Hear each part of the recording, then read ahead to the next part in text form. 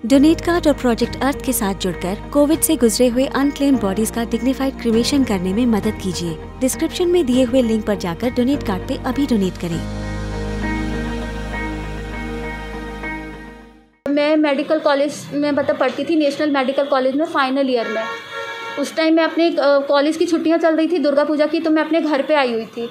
जब मैं घर पर आई सर, यहाँ पर अतरौली में थी, तो मेरे पास एक फ्रेंड रिक्वेस्ट आई जो मतलब इन्होंने भेजी थी मेरे को, गौरव भैया ने। फ्रेंड रिक्वेस्ट मैंने एक्सेप्ट की।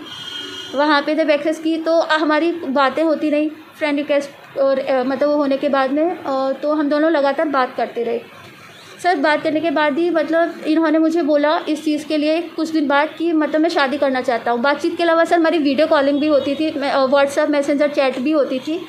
कुछ मतलब दिनों के बाद इन्होंने मुझे शादी के लिए प्रपोज़ किया, तो मैंने इन्हें बोला कि अभी मेरे को शादी नहीं करनी है क्योंकि मेरा फाइनल ईयर है, बहुत सारी प्रॉब्लम है, पहले उन्हें शॉर्ट आउट करना है फिर शादी करनी है। उसके बाद सर ये हुआ कि मतलब मुझे कुछ दिन बाद पता लगा कि ये शादीशुदा है। तो मैंने इनसे ये बात पूछी डायरेक्ट कि आप शादीशुदा हो, तो इन्होंने मुझसे झूठ बोला कि नहीं मेरी कोई शादी वादी नहीं हुई है। मुझे लगा ये झूठ बोल रहे हैं, डाउट है, तो मैंने इनसे फ़ोन पे बात करना बंद कर दिया। तो जब मैंने इनसे बात करना बंद कर दिया बहुत परेशान हो गए, मुझे फ़ोन पे फ़ोन करने लगे। फिर मैंने इनका एक्सेप्ट फ़ोन मतलब रिसीव किया, तो मुझे बाद में इन्होंने बोला कि देखो शादीशुदा तो मैं हूँ लेकिन मेरी बन नहीं रही है, मैंने डिवोर्स पिटीशन फाइल कर दिया है, मैं तो डिवोर्स ले रहा हूँ मैं। ये सब बात हुई और इन्होंने मुझे ये भी बताया था कि हाँ ये गुजरात कैडर में है और वहाँ पर ब्यूरोक्रेट्स हैं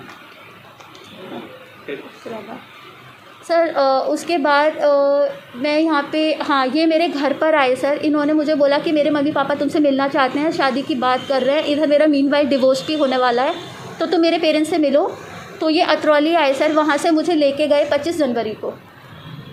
25 जनवरी को ये मेरे को लेकर गए मेरे घर से, वहाँ पर ये मुझे संग्रीला होटल लेके गए। पहले ये मुझसे झूठ बोल के लेके गए थे कि मैं गुड़गांव लेके जाऊँगा, मम्मी पापा से मिलवाना है। जब ये संग्रीला पहुँचे तो मैंने बोला कि मम्मी पापा तुम घर क्यों नहीं जा रहे हो, तो बोले कि हमें कॉन्फ्रेंस से आया हूँ और मुझे यहाँ पे रुकने के लिए दिया गया है संग्रीला में, मम्मी पापा यहीं पे आ रहे हैं बस थोड़ी देर में। सर मैं वहाँ पे पहुँची, इन्होंने बोला कि तुम जब तक चाय नाश्ता करो, कुछ खाओ पियो, मम्मी पापा भी थोड़ी देर में पहुँच रहे हैं। उसके बाद इन्होंने मुझे कुछ खिलाया, उसके बाद मैं बेहोश हुई, नशे की हालत में इन्होंने मेरे साथ मतलब गलत काम किया, रेप किया इन्होंने मेरे वीडियो बनाए और इन्होंने मेरे फ़ोटोज़ लिए। जब मुझे होश आया तो इन्होंने मुझे वो फ़ोटोज़ और वीडियो दिखाए प्रॉपर कि देख तू अब मेरे से ही शादी करनी है, तुम छोड़ के नहीं जाओगी मुझे, क्योंकि अब तुम मेरी हो, मैं कम्प्लीटली अब तुम्हें कहीं नहीं जाने दूँगा। उसके बाद सर इन्होंने मुझे शादी के लिए बुलाया। इन्होंने मुझे एक मैसेज किया, देख तू अगर नहीं आई शादी के लिए तो तू किसी रिश्ते में नहीं रह पाएगी।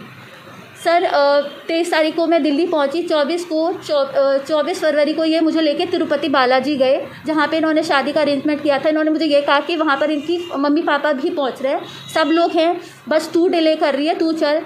वहाँ पे जब मैं पहुँची कोई मम्मी पापा नहीं थे। इन्होंने मुझसे मंदिर के बगल में एक संस्था थी, वहाँ पर इन्होंने मुझसे शादी की है। तो शादी होने के बाद में सर उस रात इन्होंने, हाँ मैंने इनसे पूछा कि तुम्हारा डिवोर्स क्या है, तो बोलते हैं कि मेरा डिवोर्स हो चुका है।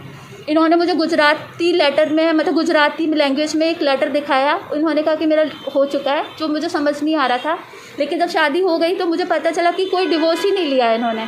वो मुझे ऐसे पता चला सर जब मैंने इनसे शादी के फ़ोटो मांगे और मैंने कहा कि आप रजिस्टर्ड करो मैरिज को, तो इन्होंने कहा कि अभी नहीं कर सकता हूँ। मैंने कहा क्यों, तो बोलते हैं कि देख अभी मेरी ये हुआ है कि डिवोर्स नहीं दे रही है वो, मैं ये शादी के फ़ोटो उसको दिखाऊंगा तब वो डिवोर्स देगी। इन सब चीज़ों के मेरे पास सर मैसेज हैं पूरे प्रॉपर फ़ोन में।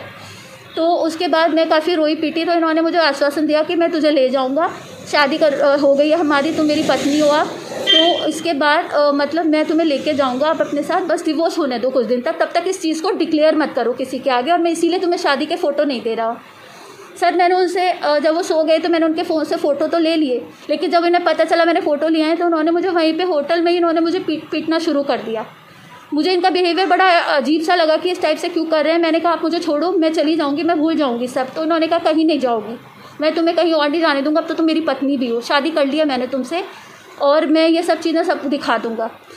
सर उसके बाद ये मेरे को लेकर गुजरात आए, वहाँ से तिरुपति से, वहाँ पे 1-2 दिन ये सर आनंद में रहे हैं। एक जगह है गुजरात में आनंद, वहाँ के रिजॉर्ट में।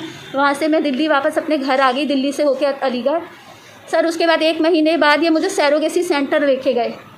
इन्होंने कहा मुझे सैरोगेसी से जल्दी से बच्चे करने हैं, क्योंकि बच्चे जो होंगे वो ही डिवोर्स का ग्राउंड होंगे, तब तो उसको देना पड़ेगा।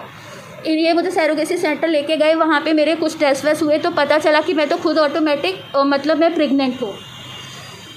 जब मैंने ये बात बताई मैं तो ऑटोमेटिक प्रेग्नेंट हूँ और पर मैं इस बच्चे को रखूँगी नहीं, इन्होंने सर मेरे फ़ोन पर शादी के टाइम में जो हस्बैंड वाइफ के जो फ़ोटोज़ होते हैं, जो वीडियो, तो इन्होंने मेरे कब वीडियोज़ बनाए, कब क्या किया मुझे नहीं पता है।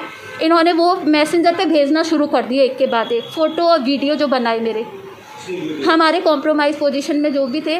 और उसके बाद इन्होंने मुझे बोला कि देख तुझे लग रहा है मजाक कर रहा हूँ मैं ये सारे वायरल कर दूँगा, मैं सबको दिखा दूँगा, मैं वायरल कर दूँगा अगर तूने बच्चे को गिराया, अन्यथा मैं आत्महत्या कर लूँगा। ये बच्चा मेरे लिए बहुत इंपॉर्टेंट है क्योंकि मुझे एक एस्ट्रोलॉजर ने कहा है कि ये बच्चा बड़े होकर CM बनेगा और ये बच्चा बहुत पावरफुल है, इस बच्चे को मत गिराना।